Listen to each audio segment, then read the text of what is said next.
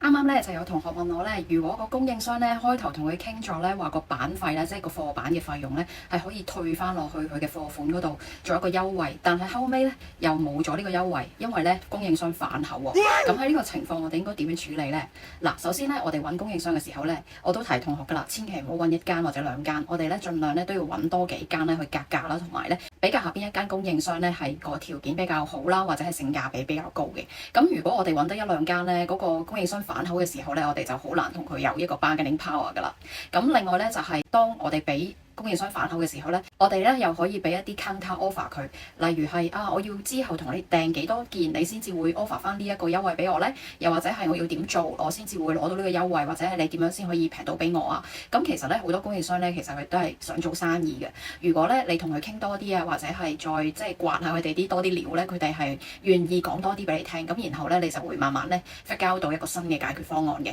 所以咧記住唔好咧嗰個供應商同你講乜你就接受啲乜，我哋咧係可以咧再問多啲啊，唔使 hesitate 嘅，我哋去問佢多啲問題啊，或者係點樣先可以平到啊，又或者係俾一個 counter offer 佢，等佢睇下可唔可以接受到。有時咧真係咧，你同佢講完之後咧，佢會覺得都合理，咁然後咧佢會咁樣可以跟住你嘅意思去做嘅。咁所以咧喺同供應商傾嘅時候，就唔好好似我哋去淘寶買嘢咁，一啊一，二啊二啦，係揾多幾個供應商，慢慢去同佢哋傾多啲，咁同佢哋建立一個長遠嘅合作關係。比起咧你逐間去分開晒去買咧，比較容易咧建立到一個長期咧有信用嘅合作關係嘅。我喺我嘅課程入邊咧都有教咧點樣同供應商咧去做 bargain 啊，或者係有啲 negotiate 嘅技巧嘅。有興趣嘅話咧，記得喺描述欄嗰度咧揾條 link 啦，同我預約做1對1嘅諮詢。喺諮詢入邊咧，我會同大家講解咧課程嘅內容，亦都會教大家點樣開店嘅。又或者 DM